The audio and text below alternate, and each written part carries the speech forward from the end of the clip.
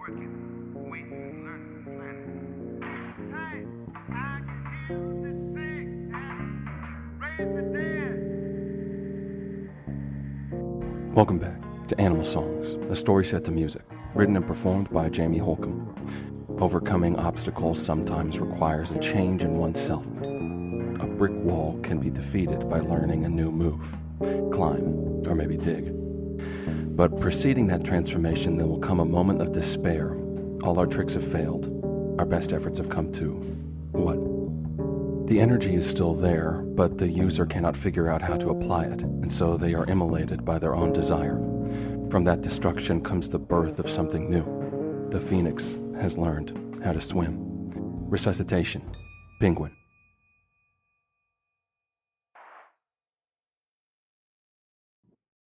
You see, I have been much more like Pinocchio Seymour Shaw, the younger library-enshrined Pinocchio, than I have realized.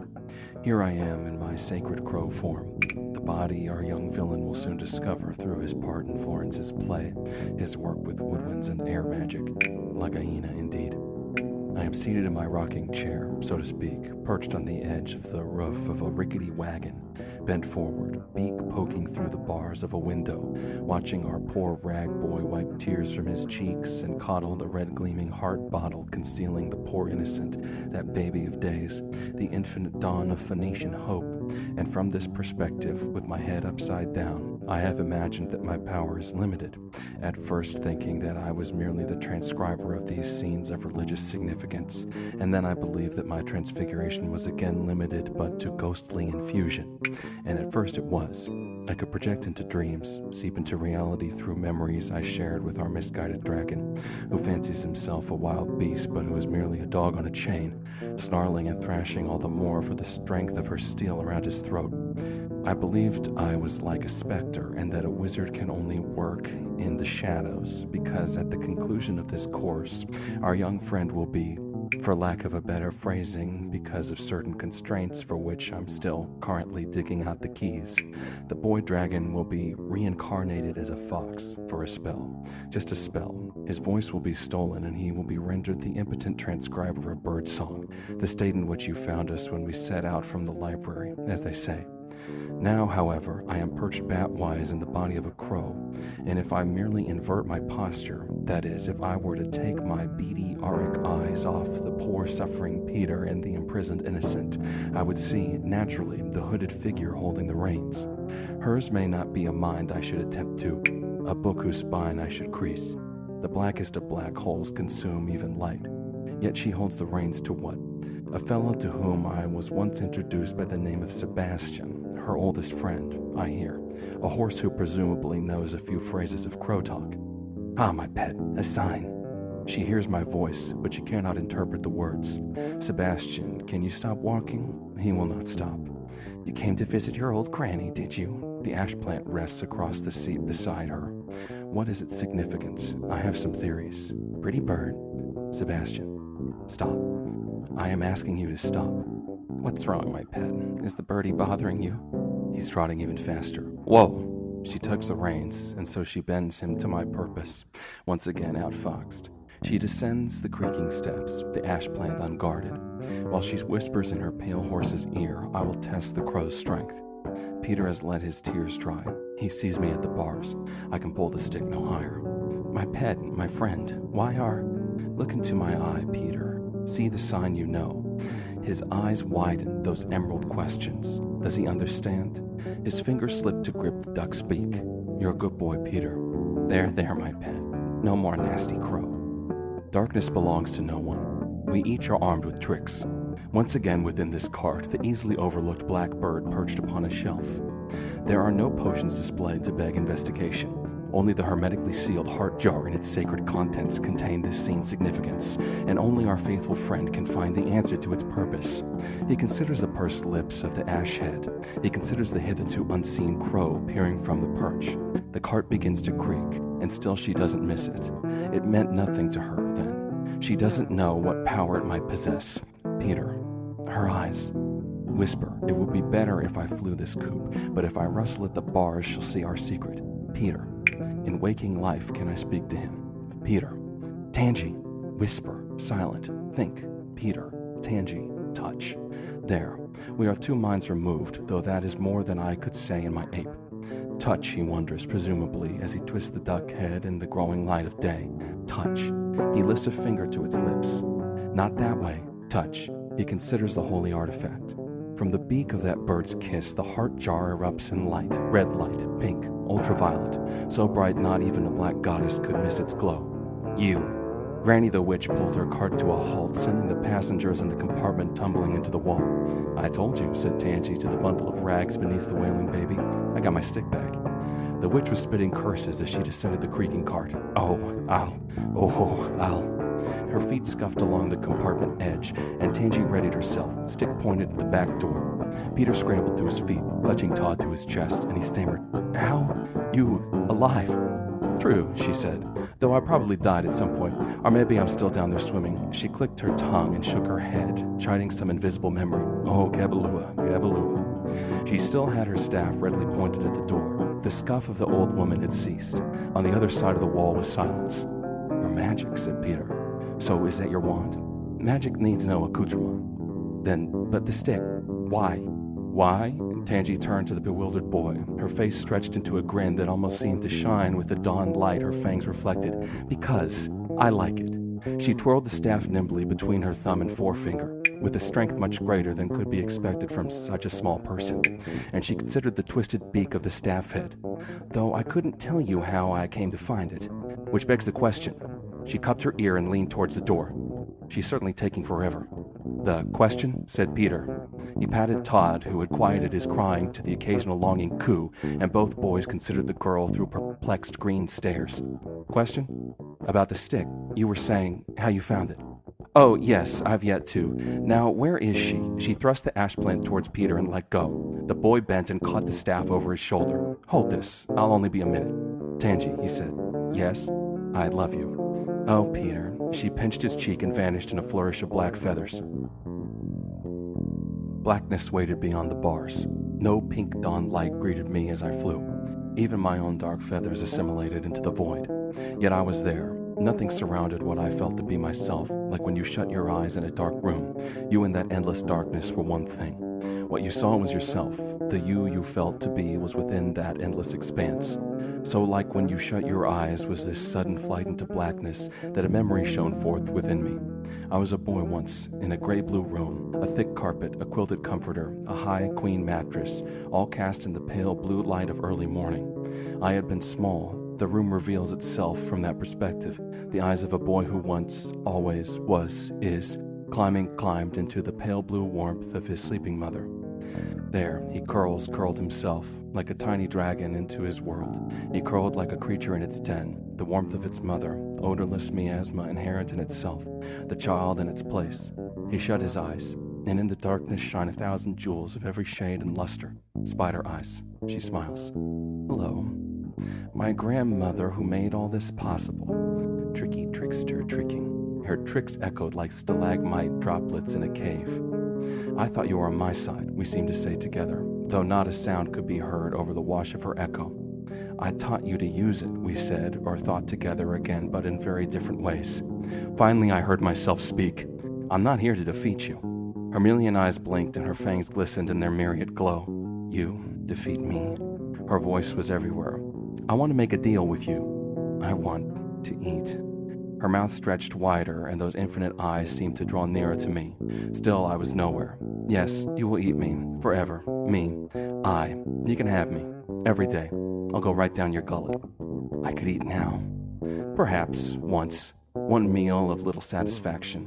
An hors d'oeuvre. A morsel of fried fowl. Delicious, but in the end not so satisfying. What I'm offering? No tricks. Naturally. But I'm not lying. I'm only going to warn you once. Accept my deal or suffer the consequences. Now, of course, I'm an old trickster from way back. After all, magic is only sleight of hand. Now you see me, now you don't. The mystery of peekaboo. There's something on your nose. I stuck my hand out, and it was so worth the pain and loss. What's something as small as a finger worth compared to the joy of life? Besides, I achieved an answer, the ever-pursued item concealed in this web of clues we occupy. It's all out there, signs for me to read, this and that to put together into truth with a capital T. She bit down, and the pain was glorious. For in that instant, as I lost my right pinky, ring, and middle fingers, at the selfsame moment, I knew exactly who I was. No question. The sun. Oh, and she fried beautifully. Every inch of the perceivable ignited in my glow as I assumed the form of dawn. I am a trickster. There was no deal. Only my decision could move us into the future, so to speak. Darkness surrounds me, and she can dance. She does, as shadows flicker in the firelight, animated nothingness, death-given life. In other words, snack away, Granny. In other words, I see. Nothing escapes my sight. It is written in my book of Persian hymns that a monk sitting in the mouth of a cave traces the track of the sun arcing across the sky.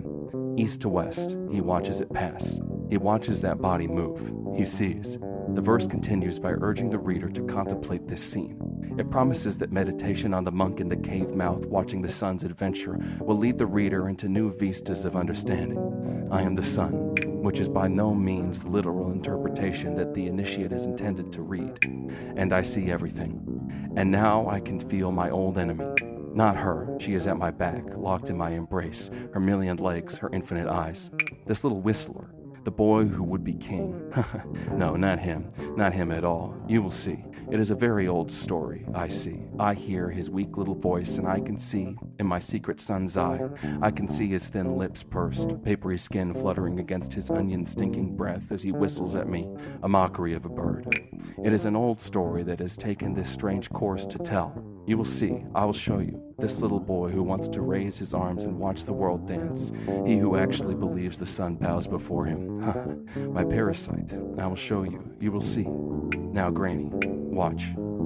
Meanwhile, spotlighted in the yellow rays of day that seeped through the bars of the wagon window, young Peter the rag boy sat cross-legged, the newly reborn Todd cradled in his right arm, while the ash plant leaned over his left shoulder, its lips kissing the warming bars of their prison window. He watched the back door, eyes unblinking. She'll be back, he said to Todd, himself, no one. I'm sure of it, she. Presently the door lock clicked. Peter held his breath. His body stiffened. The wagon door creaked open slightly, a centimeter, falling under its own weight. Tangy, he whispered. The remembered rasp of the witch's chuckle resounded in his mind. No one responded. Only sunbeams peeked around the door frame. Peter rose, left hand on the ash plant, and he leaned against the staff. Clutching Todd tightly to his chest, he paced along the compartment. Extending the stick, he used the duck head to nudge the back door open wide. The yellow world awaited him. He poked out his head, looking side to side. Tangy, he said, enough games. Tangy. He jumped to the ground, which he noticed was laced with hoarfrost, despite the sunlight. Down the road he saw a thickness of fir trees, a forest from which the wagon had recently emerged. White and black crags surrounded him, and as he paced to the right of the cart, he saw that the road edge ended at a steep cliff. Tangy, he called, and his voice echoed through the cavernous mouth of the cliffs. All around him rose peaks of stone. The sky above was blue and cloud-streaked. A bitter wind whistled through the heights. Despite the precarious situation of the cart on the mountain road, as Peter had observed those surroundings, he had been smiling. He had called forth to her 3 times. No one had responded. As he crept around the wagon, pebbles crumbling under his feet, he tried to not look down. Many stones fell, but Peter never heard a single crash. The marble face of black and white disappeared into a cloud of gray. Tangy, he said beneath his breath. Peter rounded the cart, and he looked up at the driver's seat. On the wooden ledge, beneath the hanging black lantern, there sat no one. No one held the reins to the faithful, if misguided, Sebastian, standing at the ready. Peter mounted the steps to the driver's seat. He let the staff rest beside him, and he situated Todd upright in his lap. He turned over his shoulder to look through the window, and his eyes followed straight through the open door to the declining road bending into the thick forest. It looked as if the compartment contained that world. Peter still held out hope that he would see Tangy laying on her back on one of the benches. In his mind, she reclined on the left-hand bench, like a cat in a sunbeam. She tilted up her head and gave him a wink. Why, said Peter softly to himself.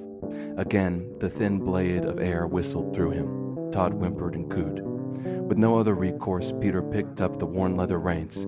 Let's find some place to sleep, he said to Todd, Sebastian, himself. The horse flicked his ears. We'll follow the road, said Peter. Maybe he'll take us to Granny's house. He snapped the reins, and Sebastian started the same slow trot along the ice path, no questions asked. But in Peter's heart he wondered, Maybe she'll be there, he thought.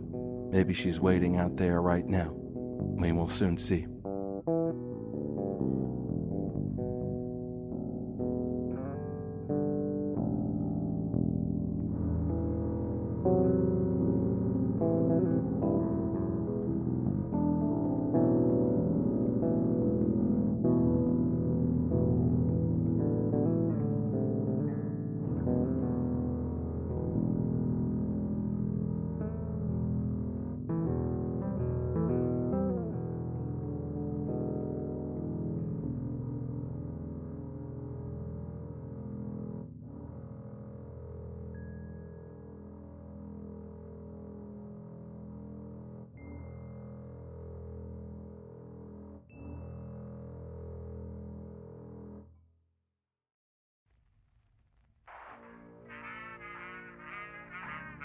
I'm the one they call Sam. This has been Animal Songs, written and performed by Jamie Holcomb, produced by Supermoon. Find us on TikTok, YouTube, or at our website, gosupermoon.com. That's GOSUPERMOON.com. You can also find our work alongside many other talented artists at looksees.com. That's LOOK-SEES.com. This concludes the Penguin chapter. I wonder what spirit we will meet next. Until then, thank you for listening. All